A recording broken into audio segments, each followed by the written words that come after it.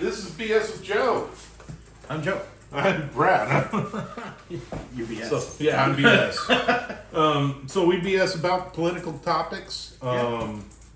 So we're just two regular Joes. Well, I'm Joe. Yeah. But we this you could have obviously tell I had to start the camera and come over to my seat to start the show. But It's just us. it's just us. You said we were going to talk about Aristotle. Yeah. So I want to talk about Aristotle's 6 types of government. okay. He had a... I don't remember the name of the book that he wrote. It's the Politico or something like that. But it's still, to this day, one of the premier books on how governments operate. Yes.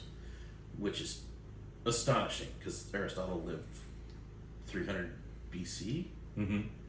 Something like that. Yeah, I don't remember much of them in history class, but yeah. So, his 6 types of government were split between 2 sides. There's the true government and the deviant government. Okay? And the true governments are for the common good, and deviant governments, obviously, are not. Sounds like rhinos and Republicans, or Democrats and Republicans, or MAGA. So, and not only that, but they're also split between how the government operates, whether it's one person running the government, a few running the government, or many people running the government. Sounds like Congress, Senate, and executive. So you've got the one will be like a monarchy, Mm-hmm. the deviant being tyranny. Mm-hmm. Okay, the few would be an aristocracy, with the deviant being oligarchy. And then the many being polity or democracy. Democracy being the deviant. Yes. So basically the wealthy and the poor fight, and whichever wins doesn't set up a popular government. Instead, they see political power as their prize for winning. Okay. So that's when you get into the deviant side. Okay. So how do you tell that you're in a deviant government or an oligarchy? All right. Do the laws benefit the wealthy at the expense of society at large? Okay. Tax breaks? Tax breaks, or political persecution of the opponent. Yeah, that too. Do economic policies tend to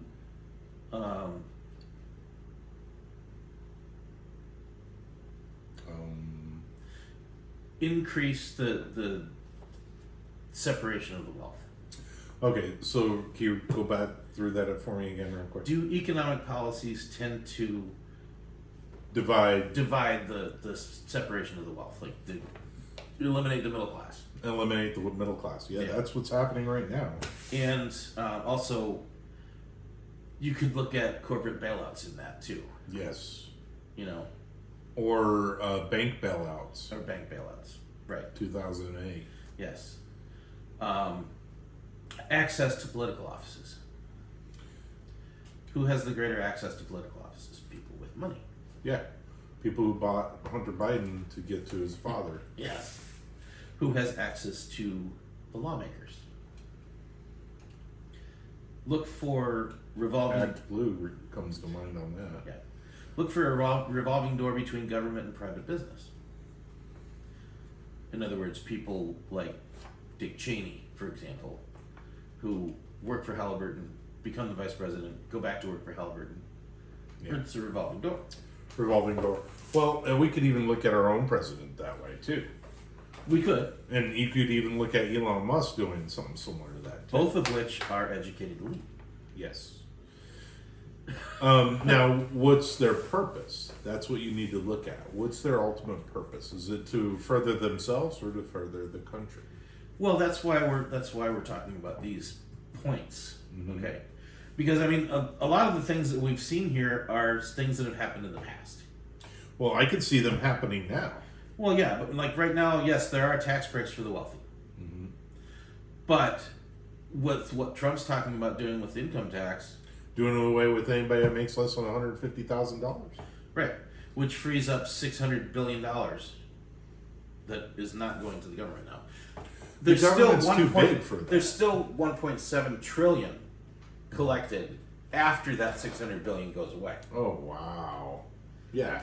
So we're talking about peanuts here. Right. The population that is paying it's works out to like 28% of the total tax revenue Wow. that he's talking about doing away with. Yeah.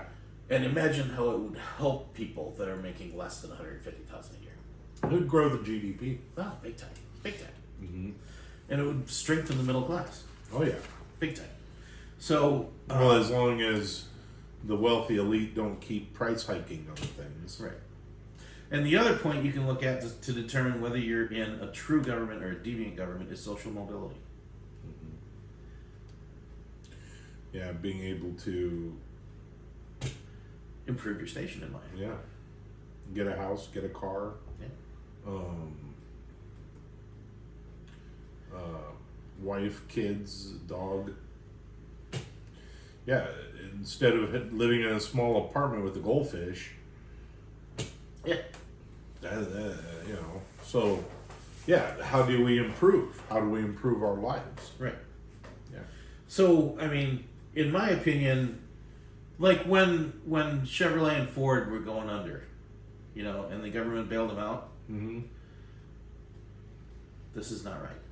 No, I've back in 2008 when the banks were all failing because people were getting homes that they weren't supposed to get, and They should have never been approved for the loans. should have never been approved for the loans, and the government bailed out the banks. The banks are doing it all over again. That's why housing is so unaffordable now. But instead of homes, now they're going to apartments. Right. And even cars are now getting unaffordable. Yeah. And it's all going to collapse again. Are they going to bail out the banks and the auto industry again? Probably. They shouldn't. They should be allowed to collapse. There are other companies that'll fill the roles. Because there's always going to be a demand for housing. There's always going to be a demand for banking institution. There's always going to be a demand for vehicles. So when there's a demand, there's always going to be somebody that's going to buy it. It don't matter what it is. But when you're not allowed to compete, like Tesla not getting federal grants where other Ford and GM were getting grants to make EVs. Do you remember, this was a couple years ago, there was a big summit in D.C. Yeah. where all the companies that would be making EVs were invited to have a discussion with government On how to build the infrastructure for these EVs or other things for EVs. And Tesla was not invited. Not invited. Although they already have an infrastructure built. They already got vehicles that are being produced. And they were the largest EV producer in the country. Right. And Elon Musk even is willing to share a lot of his technology with these other companies. Right. To further along the improvement of society. And batteries still have a long way to go. But Right. But he's even talked about, he doesn't understand why a lot of companies still use 12 volt power systems when they should be going to a 40 volt or 48 volt system, because most of your newer cars need computer systems to work. Unfortunately. Yeah. I hate that about them. That's why I drive an old car. Yeah, you're right. The freedom of an old car. The freedom of an old car. So, did we touch everything that you were wanting to talk about with Aristotle? I think so. I mean, based on these 6 points, what do you think we're in? Are we in a true government or a deviant government? We're in a deviant government, but the government is fighting the newly elected leader. Yeah. Which is more of a, it's deviant. Yeah. Because deviant's for the people. Right. No. Well, yeah. Because the Well, a polity would be more for the people than a democracy. yeah, well, I think it's more of a polity Yeah. than democracy, because you're right.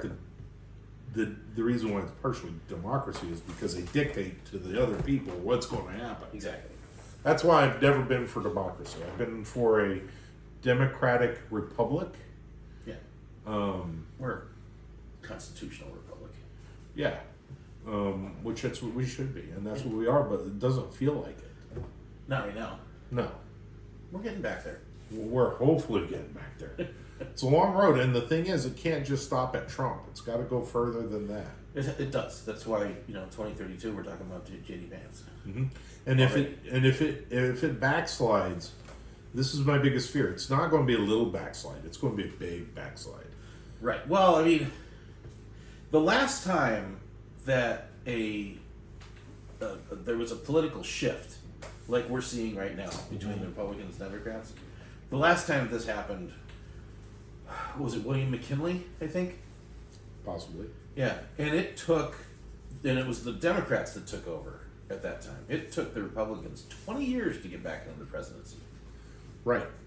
But also it could be like, I think of another time frame that was very similar to what's been going on now too, was back in the 1860s. Yeah. Yeah. Well, that was the beginning of the Republican Party. Yes, it was. Yeah.